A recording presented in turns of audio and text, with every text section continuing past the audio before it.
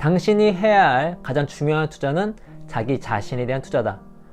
역사상 최고의 투자자로 추앙받고 있는 워런 버핏이 한 말입니다. 그럼 워런 버핏이 말한 자기 자신에 대한 투자 중에 최고는 무엇일까요? 워런 버핏이 이렇게 얘기했습니다. 독서를 이기는 건 없다. 만약 문해력이 높으면 어떻게 되죠? 변화에 잘 적응할 수가 있습니다. 그래서 탄탄한 독서로 우정된 5060은 어떠한 변화가 온다 할지라도 잘 적응할 수가 있는 것이죠. 그래서 2023년 올해에도 우리 5060 어르신들이 정말 읽으면 좋을 그런 책 5권을 추천해 드리도록 하겠습니다.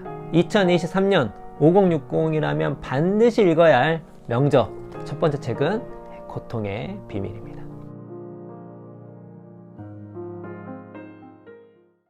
오늘 제가 여러분들께 소개해드릴 책 때문에 제가 큰 문제를 겪을 뻔했습니다. 읽으면 읽을수록 너무 좋은 거예요. 올해의 책을 넘어서 인생 책이에요. 이거는 통찰력도 볼 수 있지만 진짜 실용적이에요. 제가 왜 인생 책인지 아주 구구절절하게 오늘 책 펴지도 않고도 사실 설명해 드릴 수가 있어요. 제가 이걸로 바로 이득을 봤기 때문에. 오늘 소개해 드릴 책은 고통의 비밀입니다. 300쪽이 안 돼요. 레퍼런스 빼면 300쪽이 안 돼서 일단 얇아서 읽기가 만만하고 정말로 술술 읽힙니다. 그리고 이 책은 모든 사람들이 좋아하는 뇌과학, 심리학, 신경과학이 아주 내용에 꽉꽉 차 있어요. 그래서 읽으면은 그 에피소드들이 써먹을 게 너무 많고 임팩트 있는 게 너무 많습니다. 이 고통의 비밀은 만성 통증에 관한 이야기예요. 그 다음에 이 몬티 라이언 의사 선생님, 박사님이 2022년 영국 왕립의학협회 통증 분야에서 논문상을 받아요. 그러니까 진짜 권위자입니다. 다 그렇게 느끼실 거예요. 착한 의사 선생님한테 상담받고 케어받는 느낌이에요. 그래서 그냥 이렇게 좀 힐링하는 느낌이야, 책을 읽으면. 진짜 이 시대에 필요한 책이고, 마지막에 이 만성 통증 치료에 대해서 한 챕터가 짧게 나오는데 통증 메커니즘을 반드시 알아야 하는 이유가 나와요. 그러면은 잃을 게 없어요. 진짜로. 그러면은 우리 스스로 몸을 조금 더 통증을 못 느끼게 하고 만성 통증을 없앨 수가 있어요. 이거는 울트라 슈퍼 초 안티프레질이에요. 하단은 뭐다? 이 책 읽는 거, 책 읽는 시간 정도 투자하는 거. 근데 상단은 내 평생 달고 다녔던 만성 통증을 없애요. 여기 별의별 사례가 다 나와요. 그래서 제가 하나 읽어드리면은, 조직 손상이 없어도 극심한 통증을 호소하는 이런 모습은 1990년대 초 한 실험실에서도 재현되었다.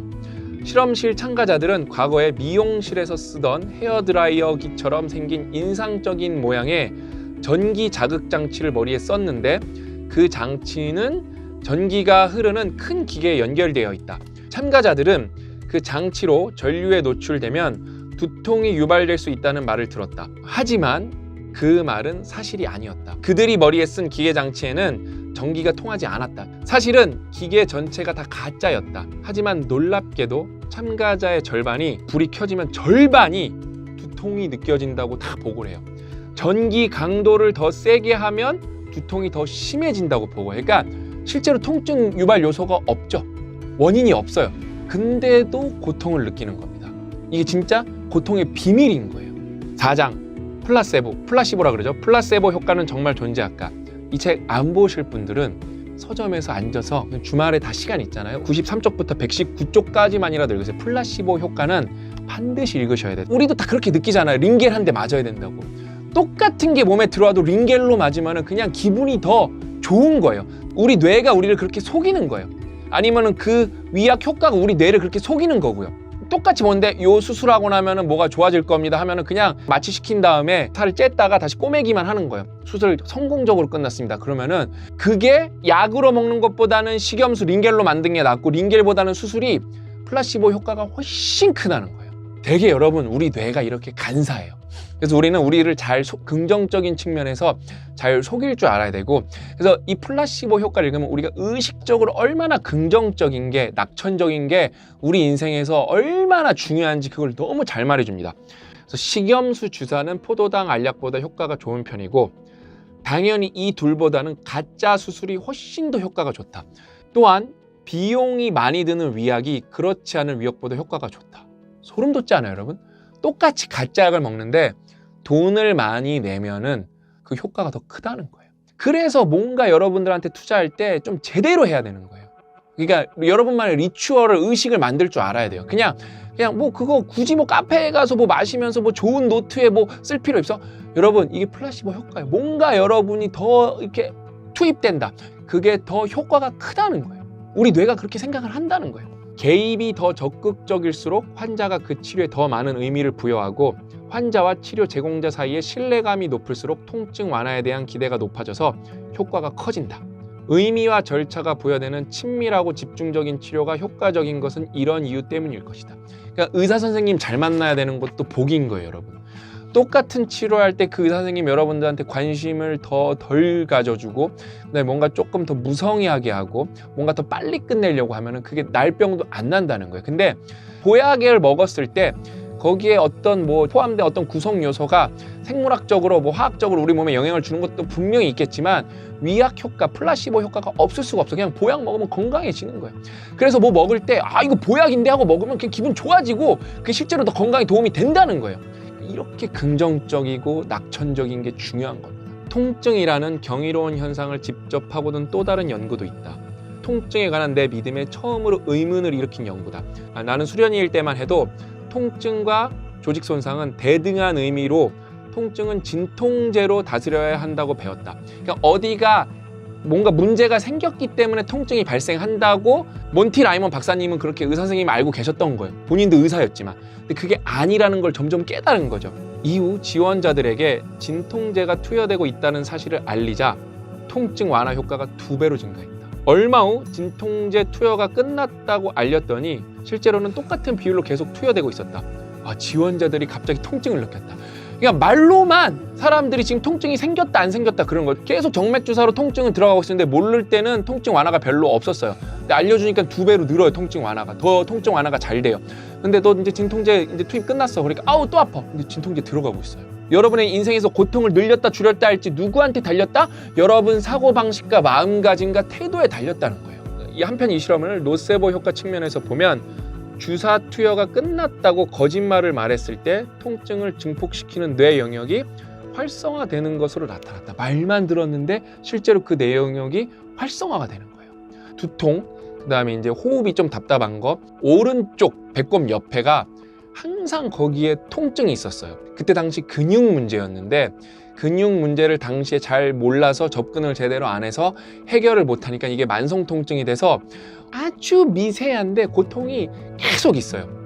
그래서 제가 이거를 해결하기 위해서 이렇게 신경과 그다음에 뭐 정신과도 가보고 그다음에 2차 병원에 가서 조영제 넣고 복부 CT도 찍어보고 그다음에 서울대병원도 3번이나 가고 그러면서 최근에도 이게 계속 있어갖고 도대체 내가 뭐가 문제라서 이게 통증이 있는 건지 확인을 해야 되니까 그걸 또 찍을까 말까 하는 찰나에 이 책을 읽은 거거든요.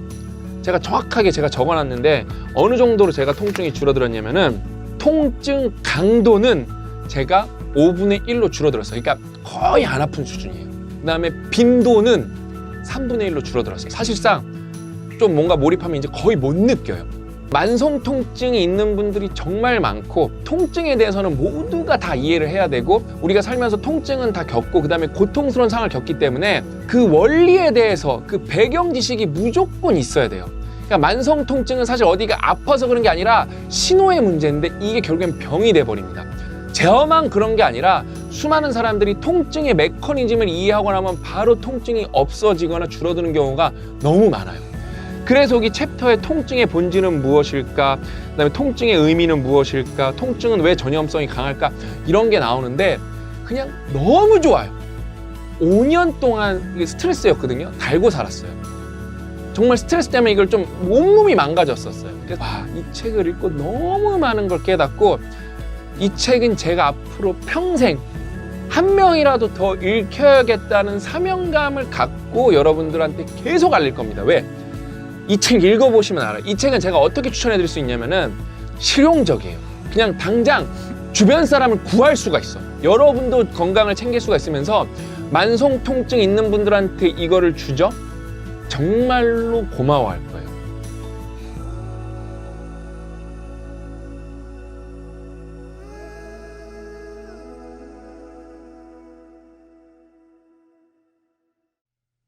(5060) 이라면 2023년에 반드시 읽어야 할 명著. 두 번째 책은 바로 인생이 지옥처럼 느껴질 때입니다. 오늘 여러분들께 소개해드릴 책은 진짜 많은 분들의 인생을 구할 수도 있는 책입니다. 인생이 지옥처럼 느껴질 때. 마샬 리네안 박사라는 분이 이 변증법적 행동치료라 그래서 이 임상심리치료에서 그냥 입지전적인 인물이에요. 창시자. 입지전적인 인물. 이 치료가 임상에 도입되고 안 되고가 비포 애프터로 나뉠 정도고 그렇죠. 네. 이 책은 여러분 보면 회고록입니다. 책 구성은 어떻게 되어 있냐면은 진짜 3분의 1은 뭐냐면은 마샬 리네안 박사님이 이분이 진짜 지옥에 살았어요. 그렇죠. 지옥에 지금 살고 계신 분들은 너무 공감하실 거고 인생이 지옥 수준은 아니고 전쟁터인 수준 사람이 더 많단 말이에요. 그렇죠? 그 사람들은 그 지옥에 사는 사람들을 이해를 하게 돼요. 저는 정말 많이 이해하게 됐어요. 그리고 여기 나오는 이 DBT 이런 것들이 극한 상황에 빠지신 분들한테도 도움되지만 책에 나오지만 일반 그냥 삶에서 삶의 기술입니다. 고통을 이겨낸 삶의 기술이기 때문에 모든 분들에게 도움이 될 수 있을 거라 생각이 듭니다. 그래서 이거를 이제 추천사를 누가 썼냐면은 우리나라에서는 그리스는 너무 유명한데 이제 엔젤라 더크워스죠. 무섭도록 치열한 자기 고백과 독자를 위한 실용적인 조언을 담고 있는 이 책은 살 가치 있는 인생을 만들기 위해 고군분투하는 모든 사람에게 도움이 될 것이다. 딱 완벽한 추천사입니다. 진짜 심리 얘기다 보니까 그냥 보편적으로 공감되는 얘기가 많아요. 그렇죠. 네. 보편적으로. 이분이 자기가 겪어갖고 아는데 임상가들에게 자살 위험이 높은 사람들의 내면을 이해시키기 위해 나는 종종 다음과 같은 이야기를 예로 든다. 자살 위험이 높은 사람은 백색의 높은 벽으로 둘러싸인 삭막한 작은 방에 갇혀있는 사람이다. 방에는 전등도 없고 창문도 없다. 여기까지만 읽어도 숨 막히지 않아요, 진짜? 방 안은 덥고 습하며 지옥같이 들끓는 바닥의 열기는 참을 수 없이 고통스럽다. 갇힌 사람은 살만한 삶을 살 수 있기를 바라며 탈출구를 찾지만 찾지 못한다. 벽을 긁고 후벼 파봐도 소용이 없다. 비명을 지르고 벽을 두드려도 마찬가지다. 바닥에 쓰러져 마음 문을 닫은 채 아무 감정도 느끼지 않으려 애써도 위안을 얻지 못한다. 방 안의 상황은 고문과 같아서 1분도 더 버티기가 불가능한 기분이다. 어떤 문이든 내 앞에 열리기를 간절히 바란다. 그렇지만 내가 찾는 유일한 탈출구는 자살이라는 문뿐이다. 그 문을 열고 싶은 열망은 믿을 수 없을 만큼 강하다. 나 방금 이거 읽으면서 울 뻔했어, 나 지금. 진짜로 여러분 우리 그런 얘기 하잖아요. 자살하신 분들 이런 거 우리가 되돌아볼 때 아유 그 죽으려면은 무슨 그 용기로 뭘 못했겠냐고. 그게 말도 안 된다는 얘기예요. 맞아. 이런 걸 우리가 공유하면서 공감하면서 그게 되게 깨달아야 돼요. 네. 그래야 우리가 진짜 선진국이 될 수가 있어요, 여러분. 그러니까 진짜 선진국 오브 선진국이 될 수가 있어요. 대부분의 내담자들은 극심한 고통을 겪었다. 그런데다 자신의 고통을 인정하지 않는 듯한 느낌을 받으면 극도로 예민해졌다. 이들은 정서적 피부가 없는 사람들 같았다. 미쳤죠? 표현이 정말 미쳤죠? 전신의 피부 전층이 손상되는 3도 화상을 입은 것 같았다. 살짝만 만져도 극심한 고통이 느껴지는데 모든 사람이 자꾸만 자신을 쿡쿡 찔러대는 환경 속에 살고 있는 듯한 느낌을 줬다. 그래서 변화를 목표로 삼은 제안은 개인적 동경이나 자신에게 대한 더 심한 비타당화로 인식했다. 미쳤잖아요. 에세이나 소설이나 많이 읽어야 되는 것 중 하나가 이 메타포가 주는 힘이 되게 센 것 같아요. 앞부분에 지옥에 대해서 그 표현 하나로 많은 게 이해됐거든요. 그 이런 표현 자체가 그분들을 우리가 이해할 수 있는 정말 큰 힘이 되는 것 같습니다. 그러면 이제 이 박사님이 이제 DBT, 이제 변증법적 행동치료를 개발했잖아요. 제가 그게 뭔지 살짝 읽어드릴게요. DBT의 핵심은 서로 상반되는 치료 목표들, 즉 자기 자신 그리고 자신이 처한 삶을 수용하는 일과 더 나은 삶을 위한 변화를 포용하는 일 사이에서의 역동적 균형이다. 변증법이라는 말이 의미하는 그대로 상반되는 요소의 균형과 합을 이루는 것이 중요하다. 말하자면 수용 전략으로 균형을 잡아가며 변화 전력을 추구하는 데 중점을 두는 것이 DBT만의 특별한 점이다. 이제 변증법이 말이 어렵잖아요, 여러분.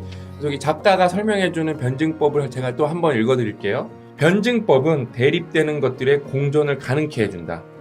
당신은 약한 동시에 강할 수 있다. 행복하면서 슬플 수 있다. 변증법적 세계관에서는 모든 것이 끊임없이 변화하는 상태에 있다. 절대적 진실도 상대적 진실도 없다. 절대적으로 틀리거나 옳은 것이 없다. 진실은 시간이 지남에 따라 진화한다. 과거에 지켰던 가치가 현재엔 중요하지 않을 수 없다. 변증법은 대립되는 것들의 통합을 통해 그 순간의 진실을 구하는 과정이다. 아, 나 미쳤다고 생각하네. 이 한 문단이 진짜. 이 책의 핵심 단어는 여러분 지옥과 수용입니다. 근데 여러분 웃기지 않아요? 지옥과 수용이에요. 이 책이 전부라니까요. 그럼 뭐예요? 지옥을 수용하라는 거예요. 뭔 소리야? 그러니까 진짜 이 책을 읽어보시면은 저는 이 책을 읽고 너무 많이 깨달았어요. 내가 문제 때문에 아파요. 그럼 그걸 되게 해결하고 싶고 거기서 오는 욕구가 뭐예요? 종결 욕구거든요. 그래서 많은 무리수를 두고 결국 더 악화되게 돼 있거든요. 네거티브 피드백에 걸리면서. 근데 그거를 수용할 수 있다는 거예요. 같이 갈 수 있다는 거예요. 저랑 고약가님이랑 살면서 힘든 것도 되게 많았거든요. 근데 그게 없어졌으면 좋겠어요. 과거에서. 그냥 그거 평생 같이 가도 되는 거구나. 그러니까 우리 저희가 자주 말씀드린 조지 베일런트의 행복의 조건 첫 번째 성숙한 방어 기제가 뭐냐? 수용입니다. 그러니까 인생은 고통이잖아요. 근데 수용할 줄 아는 그런 마음밭이 있느냐 없느냐 그런 것들이 행복의 핵심적인 내용이라는 거죠. 진짜. 그 다음에 많은 분들을 이제 임상 심리 치료를 하셨을 거 아니에요? 거기에 이제 내담자 심리 치료를 경험하신 분의 후기를 제가 하나 읽어드릴게요. 초기에 문제를 벗어나는데 도움이 된 기술 중 하나는 철저한 수용이었다. 철저한 수용을 하는 것은 내가 우울증에 빠져 있지만 여전히 괜찮다는 것을 의미했다. 나는 우울해도 여전히 직장에 갈 수 있다는 것을 배웠다. 아, 나는 눈물 날 것 같아 진짜. 너무 대단해서. 자신이 바로 지금 바로 여기 있지만 여전히 세상 속에서 재구실을 할 수 있다는 사실을 철저하게 수용하는 것이다. 철저한 수용은 살만한 삶을 찾을 줄 알게 되는 것이다. 때로는 내가 우울증이나 슬픔에 빠질 수 있음을 알지만 그렇다고 내 삶에 즐거운 일들이 없다거나 그것으로 끝인 것은 아니다. 이 또한 지나가리라. 이것이 내가 DBT를 통해 배운 아주 중요한 경험이다. 여기서 우리가 뭔가를 뭐 얻을 수 있겠지만 책 자체가 일단 재밌습니다. 두 번째로는 여기 했던 것처럼 삶의 깊이와 삶의 기술, 삶이 무엇인지 한번 이제 고민해 볼 수 있는 것 생기고 삶을 어떻게 살 것인지에 대한 정말 실질적인 도움을 받을 수 있는 그런 책인데 정말 이분이 이 지옥을 느낄 정도로 되게 정신적으로 힘든 상황이었고 환경도 뭐 좋지가 않았어요. 그거를 다 이겨내고 결국적으로 이제 해내는 그런 모습들이 그냥 되게 좋습니다. 이 책 읽으시면. 진짜 졸구력이 만렙이에요. 아예 진짜. 만렙이야. 진짜 만렙이에요, 진짜. 그래서 이 책은 너무 좋은 책입니다, 여러분. 진짜 많이 읽어보셨으면 좋겠어요. 이 영상이라도 몇 번 되돌려 보시면서 제가 오늘 해드린 얘기 중에 진짜 이거 10,000명 보시면은 한 2,000명 살려드릴 얘기거든요, 오늘은. 그러니까 이걸로 정말 많은 사람들이 정말 살만한 인생을 사셨으면 좋겠습니다. It gathers round each night, each morn. We watch it pass and grow. 2023년 5060이라면 반드시 읽어야 할 명저 세 번째 추천 도서는 바로 나를 나답게 만드는 것들입니다. 그냥 아유 쟤는 그냥 자제력이 없어 이래버리면은 그 중독된 사람은 진짜 못 벗어날 수 있어요. 그러니까 여러분이 안 바뀌는 이유가 여러분 잘못이 아니라는 거예요.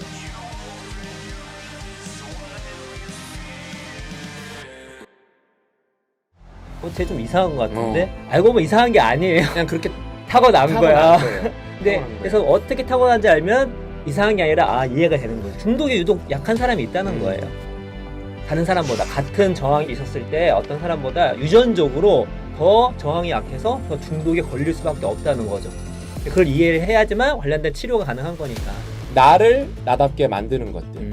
빌 설리번 교수님인데 어떤 관점에서 나를 나답게 만드는 거냐? 유전자, 태균, 장내 미생물, 호르몬도 조금 설명하시고 그다음에 뇌과학도 조금, 신경과학도 조금 설명해 주시고 네.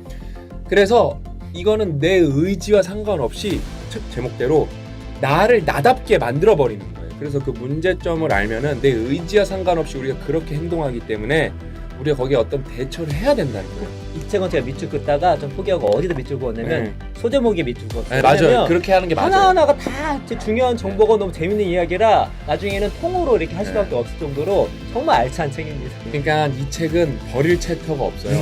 10장으로 구성돼 있고 소 챕터가 한 장당 뭐 5개에서 10개씩 있는데 인상 깊은 목차들만 몇 개 읽어드릴게요. 예를 들면 2장 나의 입맛과 만나다 편에서는 당신이 브로콜리를 싫어하는 이유. 그러니까 브로콜리를 유독 싫어하는 사람이 있을 텐데 당신 잘못이 아니라는 거예요. 그다음에 뭐 당신이 설탕에 사족을 못 쓰는 이유. 예를 들어 어떤 사람들 이제 막 과자, 케이크 이런 거 너무 좋아하시는 분들이 있단 말이에요. 우리가 봤을 때 어떻게 저걸 저렇게 먹지? 안 물리나? 이게 뭐냐면은 고칼로리 음식은 아편, 마약과 같은 방식으로 뇌의 보상체계를 자극하기 때문에 정크푸드는 엄밀히 말하면 중독성 물질. 우리가 또 중독의 시대에서 다 배운 거죠. 설탕이 코카인보다 더 중독성이 강하다는 것은 여러 연구를 통해 입증됐다. 건강에 좋지 않은 간식에 대해 갈망이 저항 앞섰을 정도로 강력한 이유도 그 때문이다.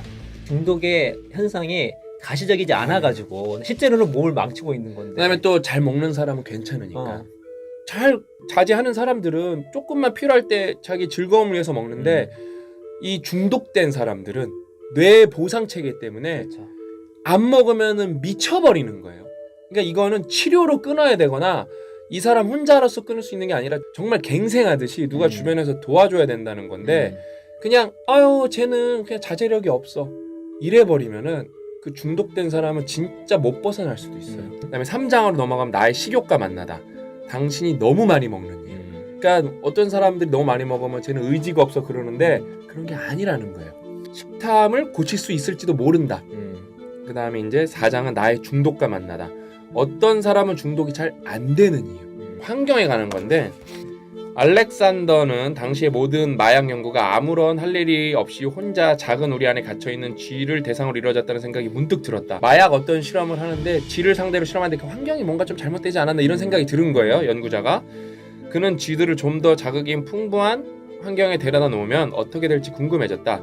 그래서 쥐 공원을 만들어준 쥐들이 막 수레바퀴도 돌 수 있고 비용을 아끼지 않고 정말 쥐들을 위한 파라다이스를 만들었다. 그는 암컷과 수컷을 공원 안에 함께 풀어놓고 심지어 암수가 짝을 지어 가족을 꾸릴 수 있는 공간도 마련해줬다. 공원이 아니라 이거는 완전 파라다이스가 나오네. 파라다이스네 진짜.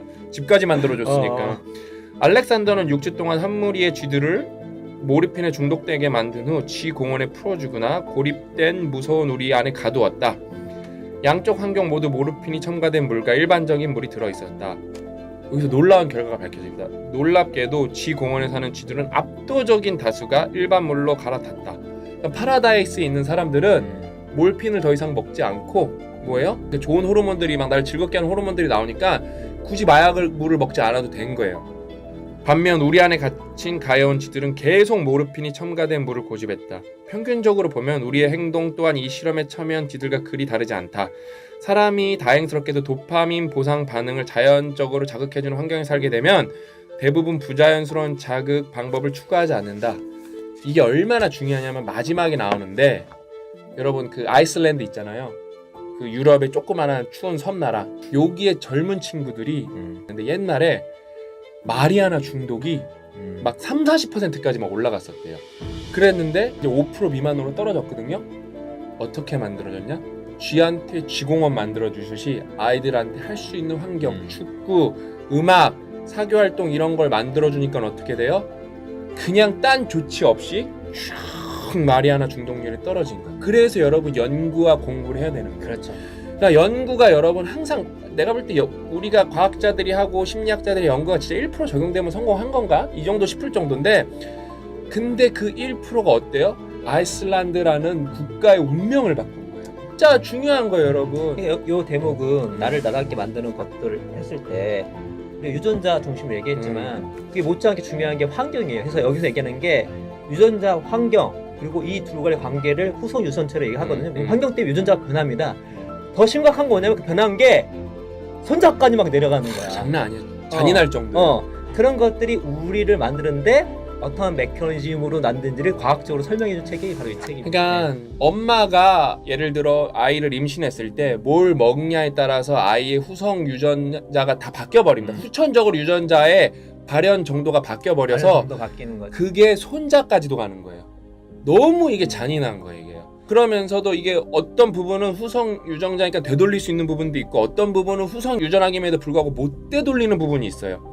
그래서 그걸 과학자들이 열심히 연구하고 있는 거예요. 어떤 부분은 심지어 되돌리기 시작을 했어요.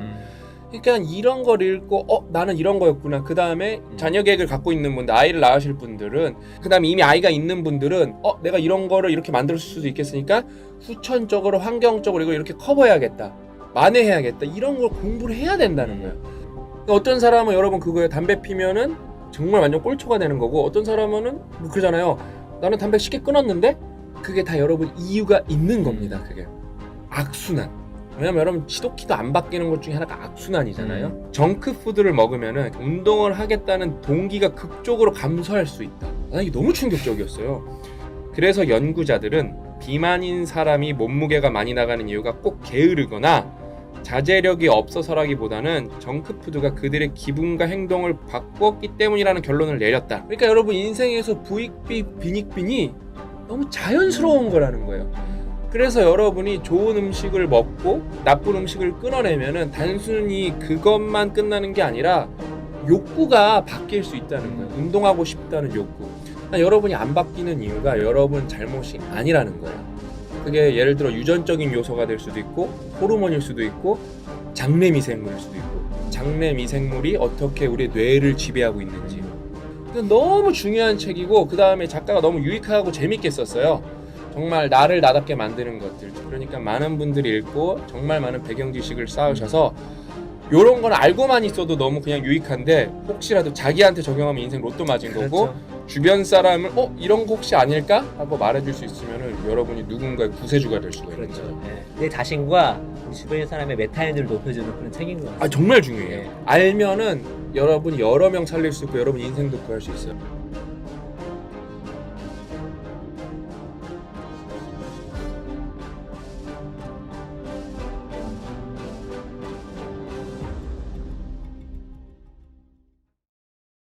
(2023년) 5060이라면 반드시 읽어야 할 명저 네 번째 추천 도서는 바로 창발의 시대입니다. 오늘 여러분들께 소개해드릴 책은 진짜로 대박인 책입니다. 제가 자신 있게 말씀드릴 수 있는데 2022년 올해의 책입니다.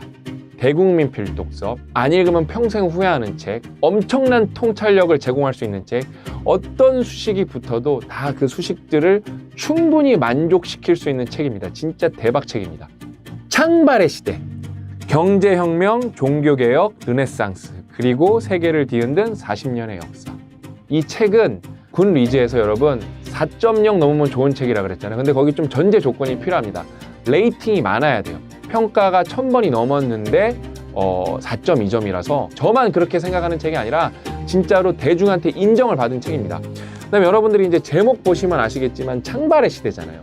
복잡계획입니다. 여기 복잡계라는 단어는 나오지 않지만 모든 얘기가 복잡계획이에요. 오늘날에도 격렬한 논쟁이 일어나는 역사적 주제가 있다. 서양이 동양보다 어떻게 더 잘 살게 되었는가라는 주제이다. 역사 전문 팟캐스트 제작자이자 역사학 박사학위를 받은 작가 패트릭 와이먼은 이처럼 복잡하고 어려운 주제에 관해 넓은 관점에서 획기적인 주장을 제시한다. 진짜 획기적이에요. 와이먼은 이 주제에 관해 단일적인 관점으로는 설명할 수 없다고 말한다. 1490년에서 1530년까지 40년 동안 모든 영역에서 발전과 충돌, 그리고 연결이 일어나는 거대한 창발로 이어졌기 때문이다. 복잡계에서 블랙스완 출현한 거예요. 그 블랙스완이 출현했기 때문에 그 결과가 서양이 전 세계를 지배하는 결과를 낳은 겁니다. 정확히 이 시점에 유럽에 있었던 것은 탐험, 국가의 팽창, 화약과 전쟁, 인쇄술 같이 다가오는 시대를 정의하는 중요한 과정과 그들이 결합한 결과를 발전시키기에 매우 적합한 경제적 관행의 집합이었다. 이 모두는 값비싸고 자본 집약적인 과정과 기술이었다. 초기 자금을 조달하는 데만 상당한 금액이 필요했고 계속해서 유지하는 데는 더 많은 돈이 들었다. 탐험, 국가의 팽창, 화약과 전쟁, 인쇄술은 다 투자가 엄청나게 필요한 비즈니스였는데 거기에 돈을 댈 방법은 이런 신용이 필요했던 거예요. 그러니까 이 금융이 발달했어야 되는데 다른 데는 그게 발달이 안 했는데 유독 이 시기에 이 40년에 이게 집약적으로 좀 발달하면서 이 수많은 프로젝트에 자금이 물 흐르듯이 들어갈 수가 있어서 그것들이 발전을 하고 그게 유기적으로 연결되면서 진짜 창발이 일어난 거고, 그래서 여러분 이 책이 기가 막히게 창발의 시대인 거예요. 이 40년이. 기가 막히게 진짜. 그러니까 우리가 여러분 역사를 배웠잖아요. 세계사도 다 교과서에서 한 줄 한 줄 배우잖아요. 뭐 콜럼버스가 신대륙을 발견하고. 근데 그런 표면적인 사실보다 어떻게 그게 가능했었냐를 이게 알려주는 거거든요. 근데 되게 핵심 중에 하나가 금융의 발달이에요. 여기 이제 마지막에 가면은 오스만 제국이랑 서양이랑 비교하는 게 나와요. 근데 오스만 제국은 여러분 서양보다 모든 면에서 월등하고 부유했어요. 근데 결국엔 망합니다. 근데 왜냐면은 서양은 빈곤하고 가난했고 뭔가 부족했기 때문에 이 금융 시스템이라는 거를 어마어마하게 발전시켜요. 근데 오스만 제국은 통치자 관점에서 그 정도까지 가난하지 않았기 때문에 자본 조달이 바로바로 됐기 때문에 금융이 필요가 없었어요. 그냥 왕의 힘이 필요했습니다. 통치자의 힘이 필요했지. 부유함이 멀리 봤을 때 국가의 쇠락, 국가의 망함을 발생시켰고, 빈곤과 결핍 이런 것들이 뭉쳐지면서 그거를 해결하기 위해서 수많은 방법론들이 나오면서 금융이 발달하면서 결국 서양은 우리가 지금 쓰고 있는 이 금융 시스템의 시초를 개발하게 된 거죠. 진짜 이 목차가 대박이에요. 서론 1장이 크리스토퍼 콜럼버스와 탐험, 2장이 카스티아의 이사벨라와 국가의 부상. 이것도 진짜 재밌어요. 이 챕터도. 3번 야코프 푸거의 은행업. 이제 금융이 탄생하는 거죠. 이제 4장이 괴츠 폰 베를리행과 군사혁명. 5장 알두스 마누티우스와 인쇄술. 6장 존 헤리테지와 일상의 자본주의. 7장 마틴 루터와 인쇄술 그리고 교회부흥. 이게 저는 진짜 솔직히 제일 재밌었어요. 8장이 실레이만 대제와 오스만 제국, 9장이 카를 오세아 보편적 통치인데 너무 재밌고, 그래서 콜럼버스 편에서 제가 임팩트 있는 부분만 조금 설명해 드리면은, 여러분 콜럼버스 하면 뭡니까? 뭐 이렇게 모험 정신, 탐험 정신, 뭐 미지의 영역, 뭐 이런 거를 탐험한 대표 주자라고 생각하잖아요. 그렇죠? 맞죠? 근데 뭐 하나라도 빠졌으면 그거는 불가능했습니다. 근데 그 핵심이 뭐였냐? 포르투갈 동류와 마찬가지로 제노바의 선언을 대서양의 위험한 바람과 복잡한 해류 속으로 내몬 것은 환상적인 모험 정신이 아니었다.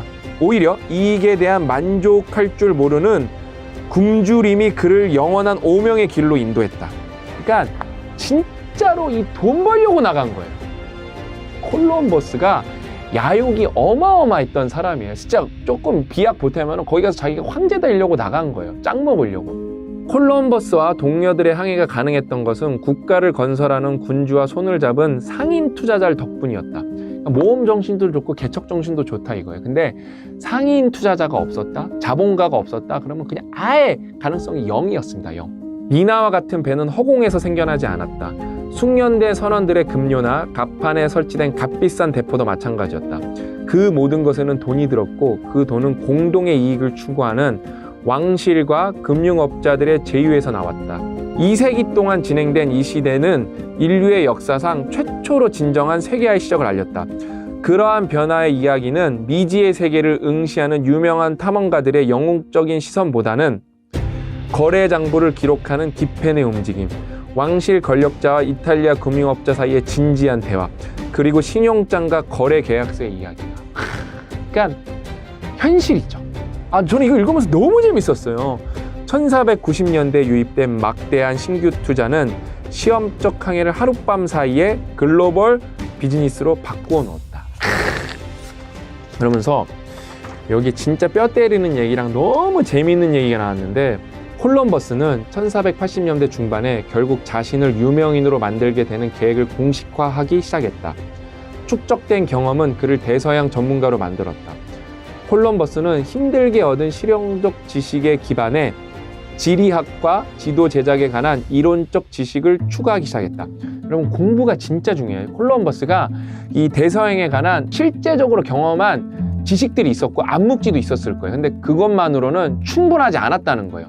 뭐가 필요했다? 이론적 지식을 추가적으로 더하지 않으면 부족했다는 거예요. 어떻게 근데 그 이론적 지식을 추가했냐? 인쇄술이라는 새로운 기술이 그의 교육의 핵심적 역할을 했다. 인쇄술의 확산에 따라 정규 교육을 받지 못하더라도 보다 높은 수준의 독학이 가능해졌다. 콜럼버스가 읽고 또 읽은 책들은 이전 시대의 표준이었던 필사본이 아니고 인쇄본이었다.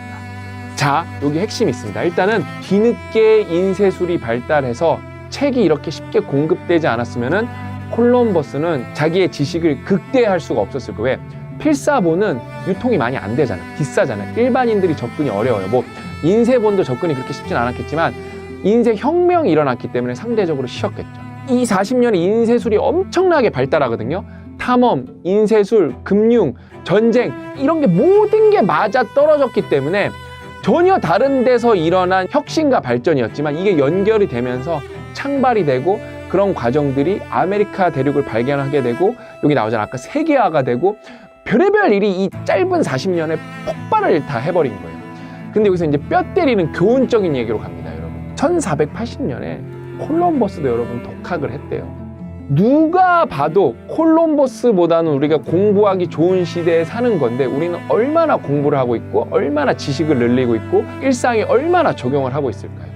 그래서 이 창발의 시대는 여러분 복잡계, 과거 복잡계를 분석한 책입니다. 그래서 너무 이야기도 재밌고 사실 책을 한 번도 안 읽어본 분들이 읽으면 어려워요. 근데 이거는 이악 물고 집중해서 읽으면 누구나 읽을 수 있습니다. 그래서 많은 분들이 읽어보셨으면 좋겠고 그만큼 좋은 책입니다.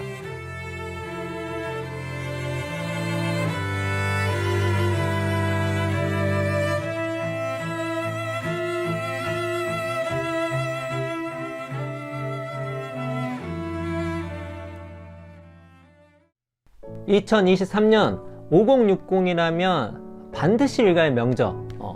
5번째 마지막 책은 바로 니체의 삶입니다. 니체의 삶. 이거는 사실 책이 어마어마하게 깊어요. 근데 솔직히 말해서 읽는데 어렵지는 않았어요. 저는 니체의 삶을 들여다보는 거기 때문에 뭐 철학이 되게 어렵지. 그 유명한 말 있잖아요. 이제 나를 죽이지 못하는 고통은 나를 더 강하게 만든다. 그렇지. 전형적인 안티프레지를 말한 철학자가 니체이기 때문에 저는 진짜로 재밌게 읽었어요. 니체가 그 위버맨 씨, 독일 말로 이제 위버맨 씨고 영어로는 슈퍼맨이에요. 슈퍼맨. 우리나라 말로는 초인이고. 근데 그게 막 슈퍼맨 하면은 그 우리가 너무 그 영화에서 나온 슈퍼맨 이미지가 있는데 단순히 그렇게 그냥 막 센 사람이 아닙니다. 위버맨 씨는 니체가 미래를 위해 마음속에 그린 강력한 인물이고 유럽의 타락과 교회의 지배 아래 탄생한 도덕적 문화적 소인배에 대한 해독제이다. 그는 신의 죽음에도 불구하고 회의론과 허무주의에 굴복하지 않는 인물이며 종교에서 벗어난 자유로 자신의 삶을 더 강하게 만드는 인물이다. 그는 위험을 바로잡는 법을 알고 불행을 장점으로 이용하는 법을 알며 이게 안티프레질이에요, 여러분. 위험을 바로잡는 법을 알고 불행을 장점으로 이용하는 법을 알며 있는 법을 안다. 그래서 모든 것이 자신에게 최선이 될 만큼 강하고 자신을 죽이지 못하는 것은 무엇이든 자신을 더욱 강하게 만든다. 이거를 니체의 삶을 읽고 나니까 그 한 문장이 더 깊게 이해가 돼요. 왜 이 사람 자체가 고통이었고 비극이었다니까요.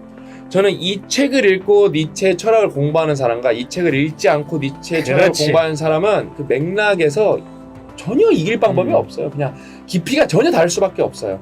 니체가 처음 비극의 탄생을 쓰고 반시대적 고찰을 쓰는데 그 두 개 책은 이런 잠언책이 아니에요. 인간적인 논문, 인간적인 잠언체인데 그 사이에 어떤 일이 있었냐면 두통이 너무 심해가지고 두통도 심하고 복통도 심하고 눈도 안 좋아가지고 길게 글을 쓸 수 있는 몸 상태가 아니었어요. 그래서 이런 아포리즘식으로 잠언체식으로 쓸 수밖에 없었는데 이게 이제 단점이 장점이 돼가지고 이게 임팩트 있는 철학 사상을 얘기해주는 그러한 작가로 거듭나게 된 거지. 원래 이 책이 원제는 I'm Dynamite인 게 뭐냐면은 기존의 낡아묵은 캐캐묵은 사상들을 다 폭파시켜버리는 거예요. 정말로. 본인이 다이너마이트라고 이제 표현한 거죠. 맞아요. 여러분 진짜 읽어보면은 신은 죽었다. 그는 그 말을 내뱉음으로써 당연히 사실을 기꺼이 인정하지 못하는 그 시대의 사람들에게 그동안 누구도 쉽게 꺼낼 수 없었던 진실을 말하고자 하였다. 여기서 근데 조금만 제가 설명해드리면은 여기서 신을 말하는 게 단순히 뭐 종교에서 부처님이 죽었다, 예수님이 죽었다, 하나님이 죽었다 그런 개념이 아니에요. 자신들이 따르는 우상에서 진실한 소리가 울리는지 망치를 휘둘려 보려고 하지도 않았다. 여기서는 절대적 개념이에요. 여기서는 예를 들면 여러분에서 정치가 여러분이 어떤 당을 지지한다. 막 절대적으로 거기를 지지하는 거야. 근데 아집에 휩싸여서 그거를 그냥 절대적으로 지지하는 게 아니라 내가 그거를 만약에 더 지지하고 싶으면 이게 정말로 문제가 있는지 아닌지 그걸 따져봐야 되는데 그렇지 않는 경우가 너무 많다는 거예요. 크게는 정말로 종교적인 것부터 작은 거는 뭐 어떤 모임의 규칙이라든지 그런 거에 대해서 우리는 생각보다 그냥 순응하고 적응하고 말없이 따라가지 하나의 독립된 인격체로 그거에 대해서 옳고 그름을 진지하게 따져보지 않는다는 거예요. 여기서 초인이 어떻게 연결되냐? 근데 그게 이제 따져보니까 어때? 알고 보니까 쓰레기였던 거야. 그래서 그게 무너져. 그럼 어때? 허무함이 확 밀려온다는 거예요. 그렇게 해서 삶이 다 무너졌는데도 살아남을 수 있는 게 누구다? 위버맨 씨인 거예요. 다 무너졌는데도 생존할 수 있어야 돼. 그러니까 신이 죽은 허무주의가 지배하는 세상에 긍정할 수 있는 또 그 긍정이라는 것이 인간을 자기 스스로 극복한 거거든요. 그런 사람을 이제 초인이라고 표현을 하는 거죠. 그러니까 여러분과 니체의 삶 자체가 비극이에요. 아이러니하게 첫 번째 책이 비극이 탄생이에요. 아 진짜 이름대로 됐어. 물론 그 비극과 이 비극은 다르지만. 그러니까 니체가 나중에 여러분 정신병이 돼서 엄마가 데리고 있다가 니체가 돈이 되니까 여동생이 이제 니체를 뺏어오죠. 결국 엄마가 돌아가셔서 싸움도 없어져요. 근데 거의 니체는 여기서 뭐라고 묘사되냐면은 그냥 먹고 자고만 할 수 있는 거의 동물 수준으로 묘사가 됩니다. 11년 동안 정신이 이제 이상 미친 상태에 거예요. 있으니까. 너무 그다음에 안타까운 게 뭐냐면 여러분 니체가 쌩쌩했을 때는 뭐 아무도 몰랐고 뭐 이렇게 책만 내면 다 비난밖에 없었고 그 다음에 니체가 아파서 책을 쓸 때도 약간의 우호적인 평판밖에 없었고 여러분 니체가 미친 다음에 니체가 유명해지고 그렇죠. 네. 니체가 죽은 다음에 더 이렇게 사상이 퍼져나가기 시작합니다. 진짜 사상이 20세기에 가장 영향을 많이 그러면서 옆에 누가 있는가 가장 가까웠던 게 이제 동생 엘리자베스라는 동생이 나오는데 이 책은 엘리자베스 보는 맛이 있어요. 왜냐면은 진짜 악녀거든요. 여기 나왔어 나도. 맨 처음에는 그냥 시골 마을에 사는 착한 여동생처럼 나오는데 알고 보니까 엄청난 선동가였고 니체가 제일 싫어하는 게 민족주의인데 반유대주의고 그거를 니체 사상을 섞어서 민족주의를 지지하게 만드는 게 여동생이고 니체가 결국 바그너와 벗어날 수 있었던 이유는 뭐냐면 유럽편에 나오죠. 니체 스스로는 유럽인이라고 생각했어요. 근데 바그너는 철저하게 민족주의자거든요. 바그너 벗어났는데 결국 자기 동생이 자기를 그런 민족주의의 우상으로 만드는 거야. 우상 정도가 아니라 알고리즘으로 만들어요. 그렇지. 철학이 왜냐면은 히틀러는 니체를 엄청 좋아한다니까요 나중에. 그러니까 여러분 철학을 오독하면 그렇게 되는 거예요. 엘리자베스는 니체의 삶을 조작해서 노벨 문학상 후보까지 올라요. 그러니까 진짜. 그냥 니체의 존재를 죽였다고 해야 되나? 그 다음에 니체가 제일 싫어하는 게 뭐예요? 아까 위버맨 씨는 우상을 죽여야 돼요. 그래서 우상을 왜 죽이냐? 비본질적인 부분에 사람들이 집착해서 그 비본질적 부분에서 우상이 나온다는 거예요. 그래서 우상을 죽여야 되는데 우상을 누구보다 싫어했고 그 위버맨 씨라는 걸 탄생시켰는데 니체는 자기가 철학적 사고를 하지 못하는 상황에서 그냥 육체만 살아있는 상황에서 엘리자베스가 니체를 우상화시켜버려요. 어떻게 되냐면은 엘리자베스는 토요일마다 사교 모임을 주최했고 주중에는 계속 파티를 열었다. 방문객들은 누군가의 표현대로 한 줄기 빛으로만 분리된 그들의 우상이 위층에 누워있다는 사실을 의식하고 흥분했다. 정말 비극을 만들어버린 거예요. 맞아요. 특별 손님은 2층으로 올라가 먼 발치에서 그를 볼 수 있었다. 감수성이 풍부한 사람들은 그의 모습에서 신격화된 신을 죽인 애한테 신격화를 시켰어. 그러니까 신격화된 이미지를 쉽게 떠올렸다. 신문이나 책에는 거의 종교에 가까운 종교를 부정하는 애한테 종교가 돼버렸어. 이야기들이 등장하기 시작했다. 그들의 관심은 주로 그의 눈에 집중돼 있었다. 근데 니체는 맹인입니다, 여러분. 자, 반맹인. 니체 이상을 보라 자서전 마지막에 어떤 얘기 나오냐면 언젠가 내가 성자로 불릴 것이라는 생각이 몹시 두렵다. 나는 성자가 되고 싶지 않다. 오히려 광대이고 싶다. 아마 나는 광대일 것이다. 근데 제가 이제 일마선 얘기 들으면 이 내용 보면 그냥 광대도 아니고 광대가 된 성자, 광대가 된 신이 돼버렸어요. 비극이야, 비극. 난 진짜 이런 비극이 있을까 싶을 정도로 이게 비극이에요, 비극. 옥스퍼드 교수님이 하신 말씀이 있어요. 이 책은 니체에 대한 기존의 관점을 완전히 바꿔놓은 훌륭한 작품이라고 평했다. 모든 전기는 이렇게 쓰여야 한다. 그렇지. 지적이고 재치 있으며 감동적이고 때로는 웃음이 넘치며 한순간도 눈을 뗄 수 없다. 한 비범한 인간의 일생을 예리한 시각으로 관찰한 작가의 통찰력이 돋보인다. 한마디로 신선한 충격이다. 저는 정말로 완전 100% 공감해요. 너무 재밌게 읽으실 수 있는 책이니까 여러분도 다 읽어보셨으면 좋겠습니다.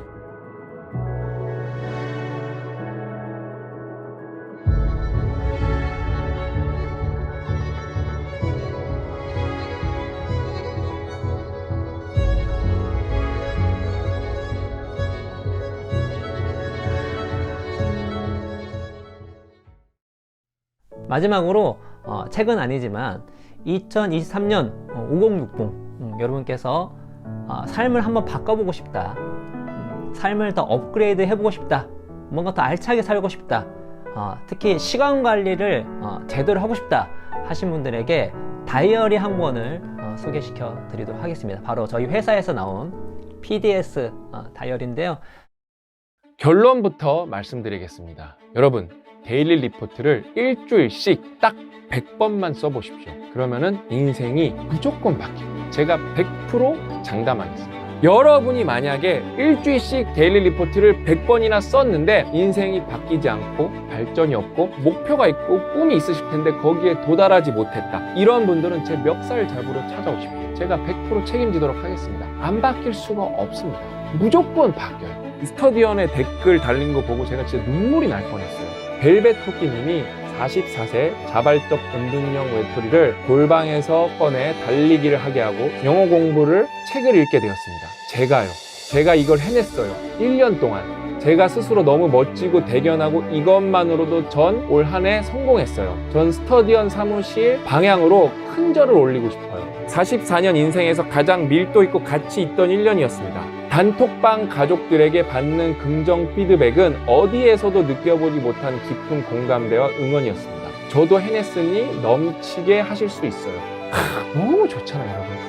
허송세월 좀 그만하고 싶어서 반신반의하는 마음으로 PDS 다이어리를 구입했습니다. 당장 사용하고 싶은 마음에 A4 용지에 복사해서 이번 달부터 한번 써보고 있는데 어떤 일에 얼마만큼의 시간을 쓰는지 또는 버리는지 시각적으로 한눈에 파악되다 보니 예상보다 훨씬 도움이 많이 됩니다. 하루가 정돈되는 느낌이 들어서 자존감도 높아지는 기분이에요. 이런 다이어리를 제작해 주셔서 감사합니다. 단톡방도 얼른 들어가고 싶어요. 너무 많아, 이런 케이스는. 이게 되게 힘들어 보이니까 지금 안 하시는 분들도 있거든요. 하셔야 됩니다. 이게 제일 빠르고 이게 제일 정확하고 제일 확실하고 제일 현실적인 방법이에요. 한 달에 한 번이라도 한 주는 데일리 리포트를 7일 쓰는 거예요. 그러면서 반성하는 거예요. 그거 1년에 12번만 써도. 제가 이걸 마지막으로 일주일 연속으로 쓴 거는 제가 언젠지 도저히 기억이 나지 않거든요. 10년 전인 것 같아요. 정말로 10년 만에 일주일을 직접 적어봤는데 직접 일주일 동안 정말로 빡세게 적어보니까 이거를 계속 적었었으면은 내가 정말로 발전하지 못할 방법이 없었겠구나. 무조건 발전했겠구나. 그런 생각밖에 안 들었어요. 이거는 한 번이라도 사명감을 갖고 더 적게 만들어야 된다. 그냥 노력하는 정도가 아니라 발악을 해야겠다고 결심을 하게 됐습니다. 진짜로 여러분들한테 감사해요. 이렇게 제가 글씨는 악필이지만 정말 꼼꼼히 열심히 적었어요. 특히 몰입도 평가를 열심히 했고 몰입도 체크하고 시간 단위로 적으니까 너무 많은 게 보여요. 그러니까 제 인생이라서 제가 제일 잘할 것 같잖아요. 아니에요, 여러분. 우리 인생이기 때문에 우리 인생에 대한 사각지대는 더 심해져요. 일주일 동안 진짜로 열심히 적고 제가 반성도 많이 하고 플랜 do C잖아요. 계획 적고 그 다음에 이제 do 한 거 적고 C 할 때 반성도 정말 열심히 하고 마지막 일요일에는 정말 더 열심히 반성을 했어요. 너무 좋았어요. 제가 하나 여기 읽어드릴게요. 공부를 전혀 하지 못했다. 일이 많은 이유도 있었지만 시간을 체계적으로 쓰지 못한 이유도 있다. 제대로 시간을 썼다면 30분이라도 공부를 했을 것이다. 결국 언제나 시간이 없는 것이 아니라 의지랑 계획이 없다. 영어 공부를 생각보다 하지 못했다. 해야 할 일이 진짜 많다. 그래도 데일리 리포트를 쓰지 않았다면 아예 시작도 하지 않았을 것이다. 정말 오랜만에 꼼꼼하게 썼다. 써보니까 그 효과가 진심으로 대단하다. 틈나면 일주일 단위로 계속 써야겠다. 그리고 메모는 기억을 100% 이긴다. 진리다. 그러니까 지금 당장의 업무를 쳐내는 게 아니라 3년 뒤, 2년 뒤 보고 뭔가를 좀 비축하려고 요번에 데일리 리포트를 쓴 거거든요. 특히 영어 공부를 하고 독서를 조금 더 하려고 한 건데 제가 적은 게 기억이 안 나요. 그 순간에 정말로 반성을 열심히 해서 내 감정을 온전히 적는 거기 때문에 적고 나면 잊어버립니다. 근데 그거를 다시 본다? 이거는 여러분 엄청난 피드백이에요. 여러분밖에 못해요. 그러니까 생각은 여러분 휘발성이 너무 강하기 때문에 무조건 기록을 해야 되고 이거는 나만의 책인 거거든요. 기록을 해서 반성을 하고 보완을 하고 불필요한 걸 쳐내고 이런 과정이 있어야 되는데 우리가 자꾸 주어진 거를 쳐내는데 급급하다 보니까 선순환이 아니라 악순환으로 들어가는 거죠. 최악인 거죠. 뭘 어떻게 잘라내실 건데요? 기록, 데일리 리포트가 시작이고 여러분 자신을 잘 아는 게 너무 중요해요. 여러분 성공하고 싶잖아요, 그렇죠? 성공하려면 두 가지가 꼭 받쳐줘야 돼요. 사람마다 다르고 상황마다 다르겠지만 시간과 노력이 꼭 누적이 돼야 됩니다. 궁극적으로 뇌가 정말 화학적으로 물리적으로 바뀌면서 습관, 이런 어떤 문화, 행동, 양식, 태도 이런 게 모든 게 바뀌어야 되거든요. 근데 그게 단기간 노력하면 안 바뀌어요. 시간만 지나요? 노력이 없어요? 그럼 진짜 허송세월 보내는 거예요. 여러분, 자기한테 투자하는 사람이 몇이나 있을 것 같습니까? 왜 자기한테 투자가 어렵냐? 내가 나한테 어떤 자원을 쏟아 부어도 거기서 내가 실천과 행동이 없으면은 그 투자가 빛을 발하지 못하기 때문에, 결과로 이어지지 않기 때문에 자기한테 투자를 못하고 그거를 경험해보지 못했기 때문에 그게 악순환이에요. 경험해본 사람은 자꾸 자기한테 투자하면서 자꾸 누적이 돼. 그게 지나면 지날수록 어떻게 된다? 복리로 누적이 되면서 5년 뒤에는 완전히 다른 사람, 10년 뒤에는 완전히 다른 사람이 되는 거예요. 여러분, 투자 성공하고 싶죠? 투자는 일단 본인한테 먼저 이루어져야 돼요. 여러분의 역량이 올라가면서 실력이 복리로 누적이 되면서, 아, 내가 진짜 5년 뒤보다는 확실히 역량이 올라왔구나, 다른 사람이구나, 내가 실력 면에서 훨씬 출중해졌구나, 내가 더 많은 돈을 벌 수 있겠구나, 이게 서서 본인이 부가가치를 낼 줄 알아서 거기서 돈이 생기고 그걸 자산 배분을 해야 성공을 하는 건데, 내가 돈이 얼마 없음에도 불구하고 그걸 투자를 해서 막 10배 만들고 싶고 100배 만들고 싶다? 그냥 투자만 바라보고 있으면 여러분이 거시경제 무너지면 거기서 뭐 하실 건데요? 지금 뭐 좋은 뉴스가 뭐가 있나요? 불황 뉴스, 경기가 침체된다는 이야기, 나쁜 뉴스밖에 나오는 게 없잖아요. 그렇죠? 근데 저희는 더 잘 되고 있는데요. 그 다음에 저희랑 같이 하시고 있는 분들도 희망을 느끼고 기대된다, 더 뭔가 잘 된다, 발전했다, 44년 인생에서 최고의 해안이었다, 이런 댓글이 저희는 더 많이 달리는데요. 여러분, 이게 어느 정도로 잘 팔리냐면은, 제가 막 빈말하는 것 같죠? 저는 데이터의 사나이잖아요. 여러분이 네이버 쇼핑몰에 들어가셔서 문구에서는 독보적 1위고 생활용품에서도 1, 2위인데 크리스마스 트리랑 1, 2를 다투고 저는 깜짝 놀랐어요. 그 정도로 잘 팔려요, 사실. 근데 그런 게 중요한 게 아니라니까요. 일단 다 같이 발전하고 성장해서 대한민국이라는 생태계가 건강하고 발전하고 똑똑해지는 게 우리 모두를 위해서, 결과적으로 이게 더 멀리 가는 방법이라니까요. 내년에 우리 플랜도시 단톡방에서는 빡독도 같이 할 거거든요. 그 다 대관하고 뭐하고 하면 1000만, 2000만 금방 깨집니다, 회사 입장에서. 근데 어떻게든 여러분이 잘 되는 게 중요한 거기 때문에 저희는 이 약물 하겠다는 거예요. 여러분, 답은 여러분 안에 있어요. 밖에 없어요. 여러분이 답이에요. 그럼 여러분 안에서 답을 찾으셔야 될 거 아니에요. 그걸 꺼내셔야 될 거 아니에요. 그걸 행동으로 실천을 옮기셔야 될 거 아니에요. 그렇죠? 근데 안 해요. 소름 돋을 정도로 안 해요. 그래놓고 불평불만은 정말 많아요. 여러분, 뭐 거시경제가 무너져도 잘 먹고 잘 살면 잘 살고, 하늘이 무너져도 솟아날 구멍이 있다는데, 거시경제가 조금 이렇게 나빠진다고 해서 우리가 잘 될 방법이 없다? 있어요. 이렇게 경기가 나빠지고 최악이어도 살아남는 사람들은 살아남고 있고, 이 시기가 지나면은 이때 노력하고, 이때 준비하고, 이때 공부하고, 이때 발전한 거는 호황기가 왔을 때 더 크게 빛을 발할 거예요. 제가 여러분 진짜 바라카는 거예요. 진짜 꼭 해보셨으면 좋겠어요. 제가 써봤잖아요. 우리 플랜도시 다이어리 아니어도 좋다니까요. 근데 이게 쓰는 게 어렵다 보니까 저희가 뭘 만들었다고? 단톡방을 만들었다. 가족보다 뭐 더 많은 사랑을 받았다잖아요. 우리 직원들이 피드백을 주는 게 아니에요. 열심히 살고 싶다, 발전하고 싶다는 사람들이 한 명 한 명 모여서 느슨한 유대로 연결되니까 이게 거대한 유기체가 되면서 어마어마한 에너지가 발산되기 시작되는 거예요. 저희는 여기에 지금 확신이 쓴 거예요. 아, 이게 플랜도시 커뮤니티가 시간이 지나면 지날수록 어마어마한 공동체가 되겠구나. 우리 회사가 더 부지런히 노력하고 더 공부하고 더 준비해야겠구나. 확신이 쓴 거예요. 그래서 내년에는 오로다 데이 해갖고 내년에 행사가 올해보다 훨씬 많아요. 우리가 연사님들을 유료로 모시는 거거든요. 그냥 오시는 게 아니에요. 몇백만 원씩 주고 모시는 거예요. 그 라이브로 정말로 빠꼼하게 듣고, 그 편집본이 이제 일부분들이 이제 영상으로 유튜브에 올라가잖아. 그걸로 복습만 해도 저는 5과목 들었다고 생각을 하면은 거의 반 학기 정도는 들은 거 아닌가 싶거든요. 왜냐면 정말 최고수만 데릴 거니까. 저희가 진짜로 노력을 많이 하고 있어요. 만반의 준비를 이악물고 하고 있어요. 우리 회사 식구들도 자부심이 넘치는 게 보여요. 그냥 여러분 잘 되는 게 행복한 거, 이건 내적 동기이기 때문에 일하는 것 자체가 즐거워요. 함께 으쌰으쌰 할 수 있다는 게 이 정도입니다. 진짜 제 의지와 열정이, 사명감과 소명의식이 이 스크린 진짜 찍고 나갔으면 좋겠어요. 제가 직접 써봤다니까요. 너무 좋아요. 안 쓰면 후회한다니까요. 답은 여러분 안에 있어요. 누구나 발전할 수 있고 누구나 더 나아질 수 있습니다. 여러분 해낼 수 있고, 그게 쉽지 않기 때문에 우리가 같이 해보자는 거예요. 제발 다 써보셨으면